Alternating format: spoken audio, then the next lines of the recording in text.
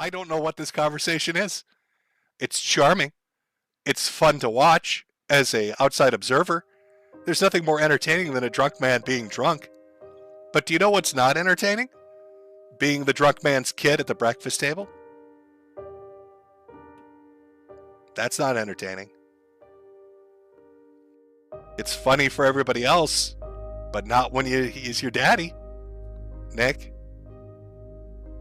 It's a great show for the audience, but probably fucking terrifying for a kid. But so we've got the sheriff's report, and this redacted information shows that this is a basic report. But you might be asking, what are the charges? Well, I mean, here are Nick's charges. So we've got drug second-degree possession, 25 grams or more of cocaine, and they said it was 26.67 grams. Drug second-degree sales or possess penalty is what the penalty for it is. Then we've got possession of ammo or firearms, user of controlled substance. So it's an enhancement charge, really. It feels like one of those blue book laws they throw out there to try to nail people for shit to make sure they get nailed kind of thing. So you've got a felony and a gross misdemeanor.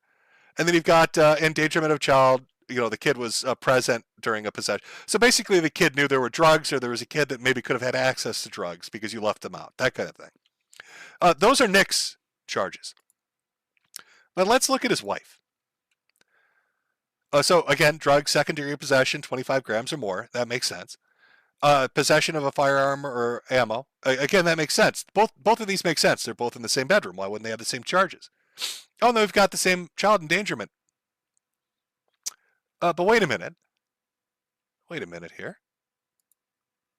You see how Nick says endangerment of a child present for sale or possession for both charge and penalty? But when you look at the wife, it says negligent or endangerment of a child neglect, and then under penalty, neglect child knowingly permit physical or sexual abuse. Let me take a minute to zoom in on that. Can we zoom in on that? Is that going to be possible? Of course it's going to. You'll see it. It's a very bottom line.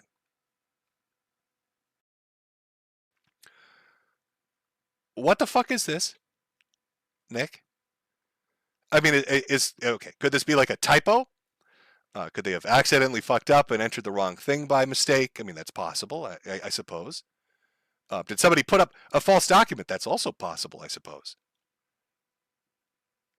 But this is different, right? Like we saw Nick's, that's just drug shit and gun shit. Why is this here?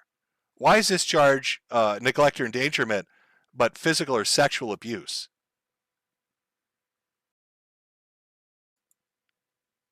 I guess I'm really fucking confused.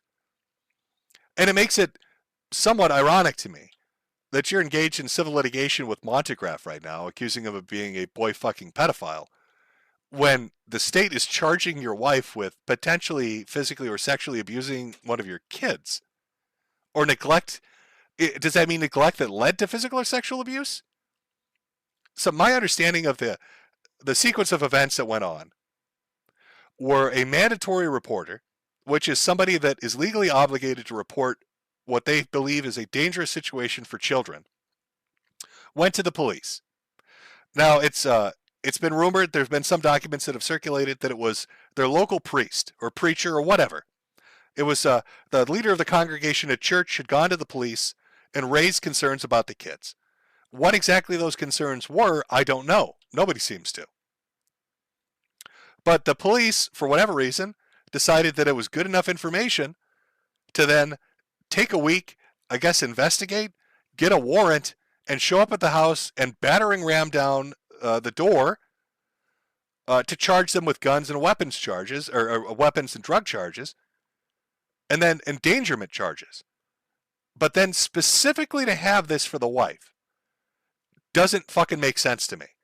Somebody make this make sense to me.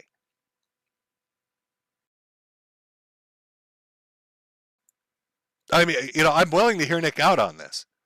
And I know that, you've got a criminal case. Obviously, you can't say certain things. But is this a real charge? Is this a real thing? Is this a typo? Did somebody fuck up? Is this just the heading it gets put under because somebody entered a different kind of endangerment? Is this saying that they're accusing her of endangerment? or that somebody else might have endangered them? What exactly did the priest say that would lead them to believe this? And I mean, Monograph now could legally go out there and say some really horrendous shit about you and your wife, right? Because now he's got legal documents that say this shit. So what the fuck is going on? I mean, I don't think Nick Rekieta is a bad man. I think he's made horrendous choices. And Nick doesn't strike me as the type of person that would hurt his kids. And I don't know anything about his wife, so I guess I can't say about that either. But I need somebody to explain this portion of it to me. I mean, is this bullshit? Is this fake? Is this a forgery? Because this is what's out there. This is the police report. This is a charging document.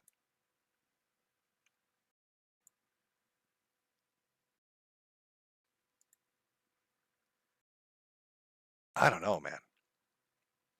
Now, Nick has had a response to this. He's come forward with a response after he got out of jail.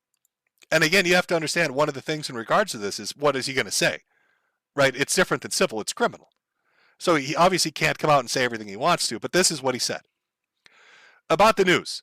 So, hey, obviously a lot has happened. I'm sorry. For legal purposes, it must be reiterated that the sorry is for the disruption and is no way related to any pending legal matters. That said, please realize that no one has the full picture or story of anything. It's possible no one ever will. Nothing reported is accurate, and that's not their fault. I've seen so many supportive messages. Thank you for that. I'll still be doing stuff. I'm home now. Stay tuned for show announcements and stuff here on Locals. Nick. So let's unpack this. It's a portion of the stream where you get a little serious. Nick Rekieta started his career as a humble family man that grew into wild success with an audience of 100,000 plus, making buku bucks. He was beloved by many people, supported by an extraordinary amount of people, came out with a format that was unique and interesting and got a lot of people their YouTube channels. A lot of law tubers blew up because of him. Was on the cusp of success and greatness with Netflix and with television and with the news. He was one of the people that really could have parlayed it into something incredible. But that success allowed his vices to take control of him. And these legal proceedings, whether they're true or not, have given you a glimpse behind the curtain, so to speak. Because you could take away all of this. You could take away the warrant. You could say it was bullshit and fraudulent and it should never have been. He could find a great argument to get out of any legal repercussions. They could say that the mandatory reporter was misinformed. They could find something. But the fact of the matter is, you still now know that a mistress was living there. You still now know that they had ketamine and cocaine in their possession, that their fucking house was a disheveled mess, that there are guns all over the fucking place, that there's spent shell casings all over the fucking place. As you see him descend deeper and deeper into drinking, you've watched a man throw away his success because this isn't even a midlife crisis. This isn't somebody wanting to sow their wild oats because they missed out on the opportunity. You had it all lined up for you, man. It was all there waiting for you to take it to the next level. You could have done amazing things. And instead you wanted to get high and get drunk and fuck sluts. And it's costing you everything.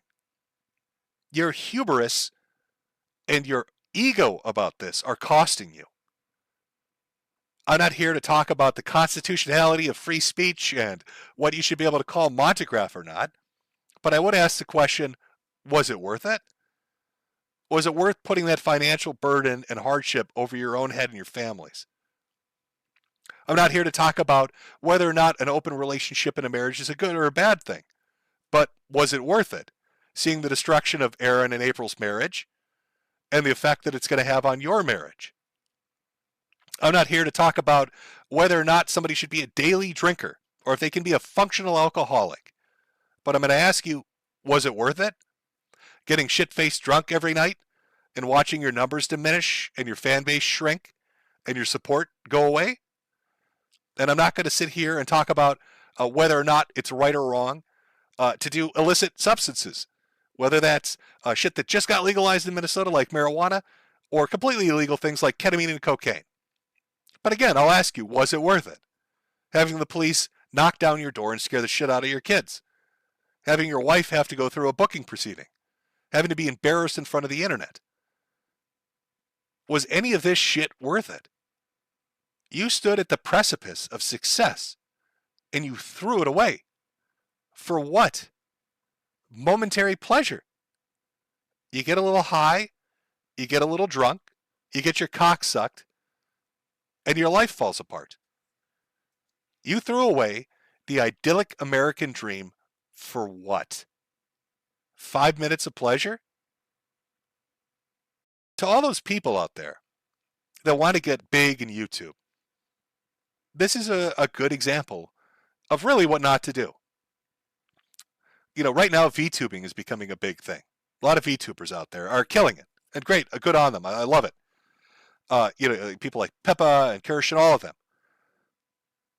Go out and cultivate your fan base, make your product, build your brand, make your money, and plan for your future. Don't get caught up in how famous or popular you are.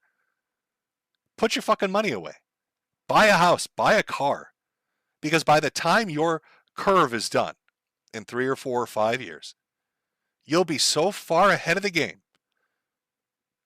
You'll be set on not having to worry about rent, not having to worry about mortgage, not having to worry about a car or debt or bullshit.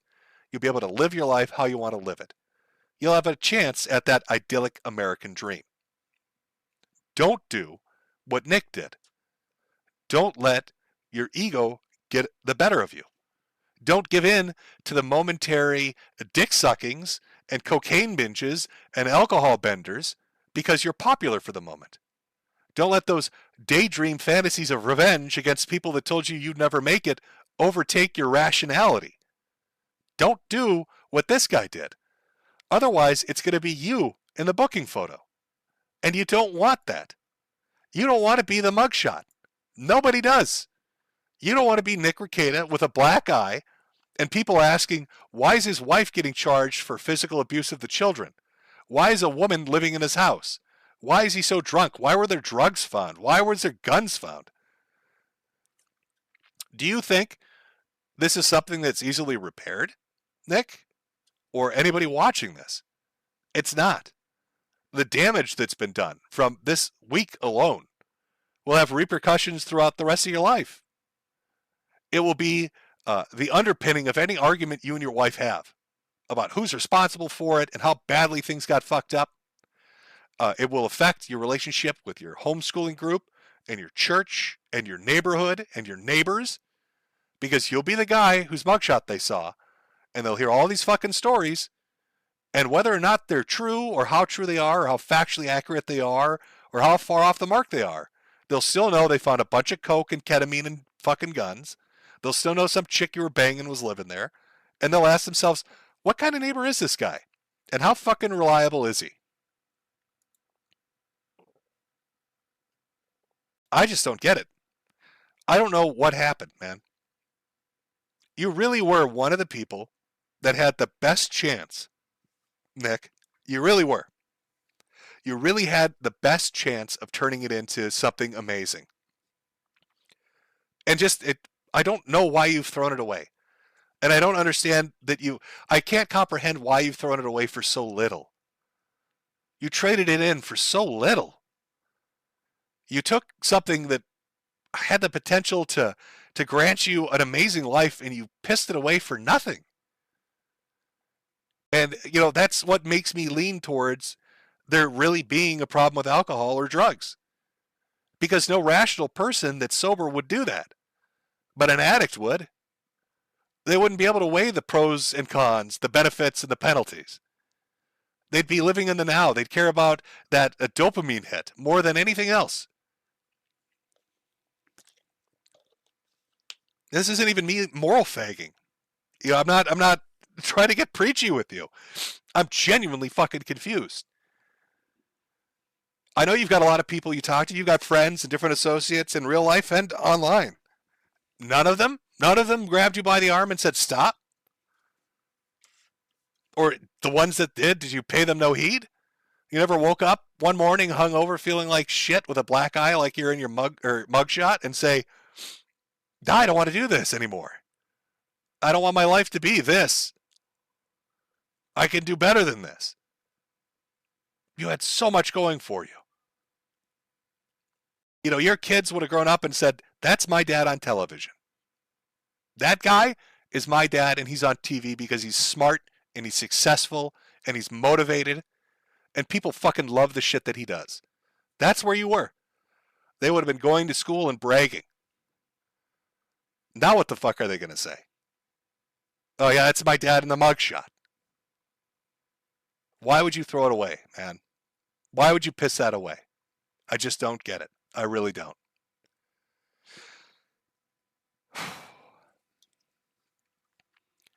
Few people are offered the opportunity to have that kind of success. And you really were smart in how you did it. I try not to take that away from you, especially when I talked about it before. A lot of people say, well, people have done legal shit on the internet before. They've done law tube stuff before. They have. But that was your idea. The way you did it, the format, the flow of it, the feel of it, that was you, man. That was your creative energy behind it. That was your chance to brand it and capitalize on it and fucking be a rising star with it. And you chose to throw it away. And I just don't fucking understand it. I just don't get it. You know, I hope I hope there's not abuse shit going on with the kids. I hope that the fucking mandatory reporter brought up concerns that were just related to drug use. I hope there's not crazy shit that's going to come out, man, because I don't know if I can take it. I really don't. Because you don't strike me as a piece of shit, Nick. You don't. You don't strike me as a bad person. You never have. And it would be heartbreaking if that turns out to be false. That would fuck me up. If it was Ethan Ralph or some other piece of shit on the internet, I wouldn't be surprised, but I would with you. Maybe I just bought hook, line, and sinker the bullshit at the beginning. You know, the humble family man. I don't know. But that's who I saw you as being, you know, that's who I thought you really were. And I still hope that you really are. But like I said at the beginning, you can't tell an alcoholic or a drug addict to fix themselves because they won't. They have to decide to do it. And no matter what you think rock bottom is, they have to decide what it is. For some people, rock bottom is a mild inconvenience. It's running out of money when they need it, or it's being in a bit of an uncomfortable situation. For other people, it's being completely homeless and covered in shit until it's rock bottom. I don't know what yours is. One would hope this is. So I don't know. It's depressing. It's just depressing. It's depressing to see potential fall apart like that. And to see something that seems so good, at least on the outside, crumble apart.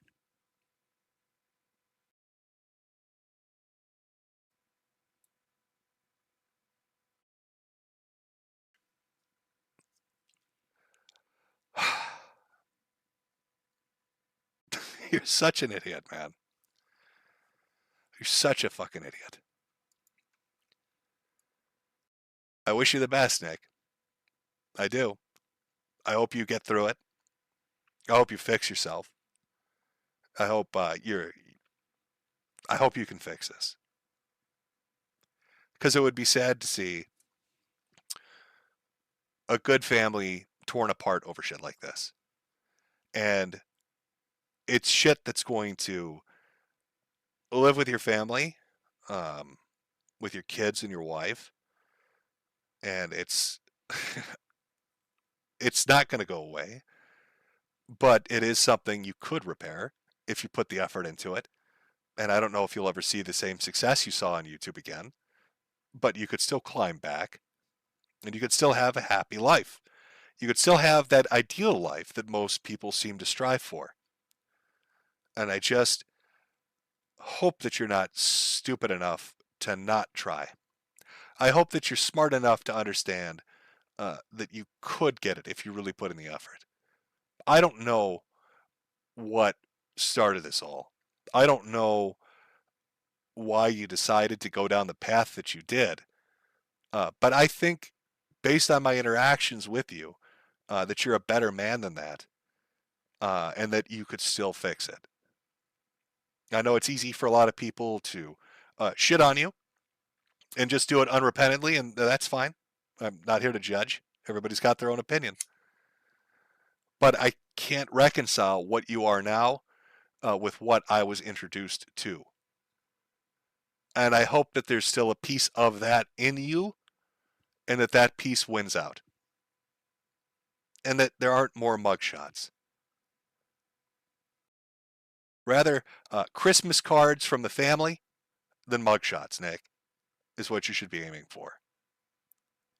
So, best of luck. I really hope there's not kid shit involved in this. And I don't know what else to say. Sorry, folks. I don't have like a eloquent ender for you. That was a real ender for you. An honest opinion from a hat salesman.